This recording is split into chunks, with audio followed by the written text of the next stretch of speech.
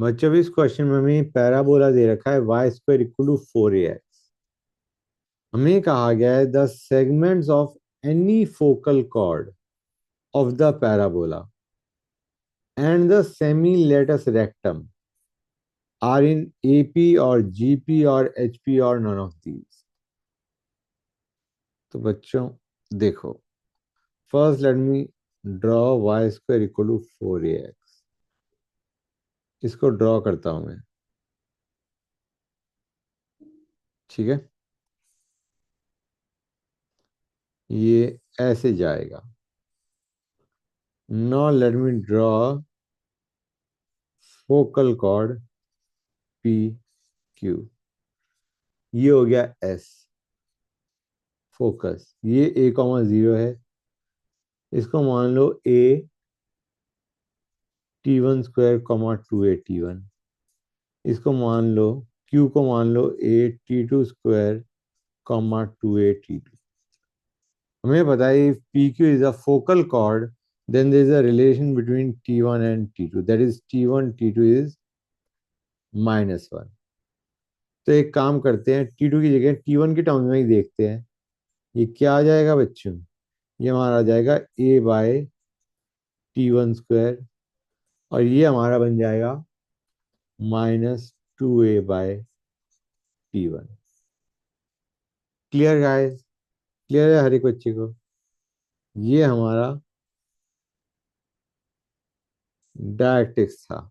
Okay, x equal to -A या x plus A equal to 0 बच्चों। This is our directrix. Okay, god. अब हमें देखना है segments of focal chord. We need segments of PQ focal chord. इसको मान लो K1, इस segment को। इसको मान लो K2 बच्चों। ओके, क्लियर है यहां तक? तो K1 क्या होगा? हमें पता है K1 will this PS basically. K1 क्या है? PS। This will be equal to length या distance of P from directrix. हाँ है ना? दिख नहीं रहा होगा इमेज में, लेकिन डायग्राम जो मैंने बनाया, लेकिन this is equal to this बच्चों। क्लियर है यहां तक? समझ गए? तो K1 को क्या मैं लिख सकता हूं? ये तो तुम इजीली आइडेंटिफाई कर सकते हो। This will be A plus A T1 square. हाँ है ना? मतलब K1 can be written as A plus A T1 square. इसको मैं ऐसे लिख देता हूं, A1 प्लस T1 स्क्वायर। ऐसे ही K2 पे आते हैं बच्चों।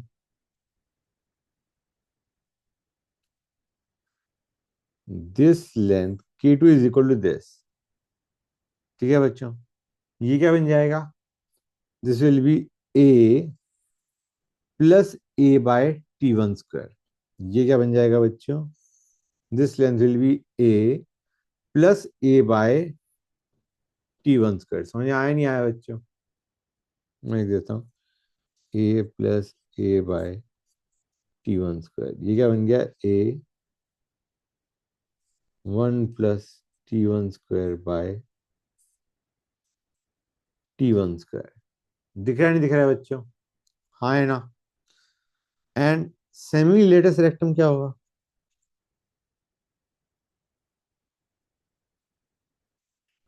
लेटस रेक्टम क्या होता है? 4A। तो semi latus rectum will be 2A। अब हमें रिलेशन देखना है between K1 K2 and semi latus rectum. तुम्हें क्लियरली यहां से दिख रहा होगा कि it is not in AP और GP। HP में है या नहीं उसे चेक कर लेते हैं। Let us find harmonic mean of K1 and K2। ठीक है गाइस? क्लियर है? Let us find harmonic mean of K1 and K2। हमें दिख रहा है यहां से कि ये तीनों they are not forming AP, they are not in AP, they are not in GP। Let us check for HP। ठीक है ना बच्चों? तो क्या आएगा हमारे पास, this will be 2k1k2 by k1 plus k2। हाँ है ना? Clear guys? तुम एक बार वैल्यूज पुट करो k1 और k2 की, आई एम श्योर ये तुम्हारा एचपी में आने वाला है। करके देख लो। 2k1k2 by k1 plus k2, या फिर इसको मैं लिख देता हूँ 2 by 1 by k1 plus 1 by k2। Okay fine, clear है गाइस? वैल्यू पुट करते हैं। 1/k1 क्या बन जाएगा बच्चों? 1/k1 will be a1 plus t1 square, और 1/k2 क्या बन जाएगा बच्चों? It will be t1 square by a1 plus t1 square. दिख रहा है नहीं दिख रहा है बच्चों? हाँ है ना? क्लियर है? ये क्या बन जाएगा हमारा? ये बन जाएगा 2a1 प्लस t1 स्क्वायर, और डिनोमिनेटर में भी अगर तुम ध्यान से देखोगे क्या बन जाएगा गाइस, ये 1 प्लस t1 स्क्वायर।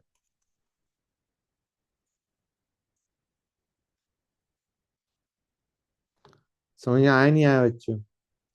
तो these three are in HP. Clear है बच्चों? हाँ है ना? समझ गए guys? k1 latus rectum and k2 are in HP. हाँ है ना? That's good.